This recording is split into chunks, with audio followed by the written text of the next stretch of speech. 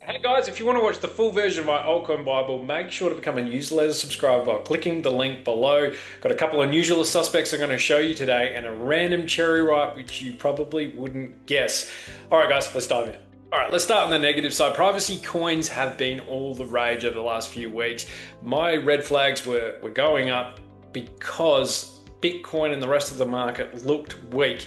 And when you see outliers pumping 600% in some occasions, which your Zcash and Dash were in those kinds of realms, you have to start asking questions. All right, is this sustainable? Does this look right? My thinking was no, and I didn't want to participate. And I was waiting for some kind of big mean reversion like this, just to observe. Now we've seen this huge whale. I'm going to say whales have been pumping this to maybe make some money, rinse some people, pump their bags, of course. These nice higher highs, higher lows, contraction, then boom again. We're now 57% off the highs on Dash. You want to be very careful here that if this is a pure pump and dump, that this doesn't come down, all the way to these kind of regions. So 632% was how high Dash reached from this low when it just started pumping randomly. No one knows why. There could be some serious fundamentals behind it. Maybe some institutions are buying it because of the privacy aspect. Maybe some funds are acquiring it. All these things are possible, but just in the price action, this is a bit alarming because now it's dropping beneath its Trump pump high, so December 24. It's closing beneath that. So I really want to see Dash line back above, do something like this where it consolidates within this band for potentially a higher move. But right now, this is a bit alarming because I think it comes down to maybe this next volume block at 50.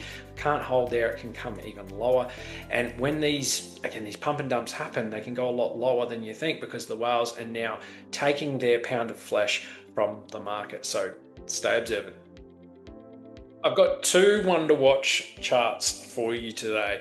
Tau has been on my radar for multiple weeks. It's shown a lot of strength. It was heading in towards some kind of buy the rumor, sell the news event with its halving. Now, it can happen before the event, it can happen closer to the event. When the market's hotter, these things tend to ride a little bit longer. People ride that speculation, but it looks like whatever movement into that has happened. So we're now beginning that correction, that pullback. Tau still is trying to hold on for dear life this downtrend that we've seen, these lower high downtrends that broke out through here, had the move up into resistance, couldn't break any higher, then full-blown reversal, lost the 200, losing major levels. But it's on the 100 and it's on this downtrend line. As long as it's here and it's not closing a little bit lower, that 356 region, then I think it actually looks like a reasonable risk reward here, but I do want to see it flip this level before I get into it, which is a nice even 400. So if it gets into that region, then I think Tau has some major legs, and fundamentally it's fine and it's a decent AI crypto, BitTensor. But can't ignore that, when we do get these big moves into a weak market, when whales begin to take profits, there's not a lot of willing buyers underneath. So the mean reversion can be really, really sharp and it can, go down to an extreme. So that's when I wheel out the Fibonacci retracements, just see, okay, where could this go? 0.786 is, 340 region, which I reckon that could be a good spot because that would wipe out a bunch of longs which are potentially have their stop losses a little bit below this trend line. So that's where I'm aiming, guys. One to watch for sure. Now let's pivot on over to my other one, which is Filecoin. Now there are dinosaur coins popping off left and right, and we might be seeing that real deflation move from them now, which is like Dash, Zcash, all that. Filecoin's interesting here because there was a point where this just someone didn't like it moving higher. This is the highest amount of volume that we've seen through. This is only on Binance, but being the highest liquidity exchange, being Binance, I want to look at that. So you're seeing this volume, a couple of peaks here, a couple of peaks, then, Burj Khalifa. So we're looking at that as a big outlier in volume. There's likely a big whale that's fat fingered bought that for whatever reason. Maybe it's an accident, maybe for real. But okay, so technically we're looking at this yellow line. This was the floor for quite a while. Then it lost it with the Binance auto deleveraging stuff. Then we've seen the consolidation. Then boom, that big buy from a whale. This is actually an area where you start to go, this doesn't look that bad. This is an area of high volume support. It's reclaimed it, albeit with this. Can drop a little bit lower to maybe $1.95. But this is kind of where you get interested in, buying a crypto. But again, caution because Bitcoin is looking weak at support. It's trying to find its feet. So you don't want to just be aping into any of this. So I do think we wait for support to hold. You see some closes, you get a rebound, some closes above the 200-day moving average there at about $2.47. And once you see that, I think this is worthy of consideration.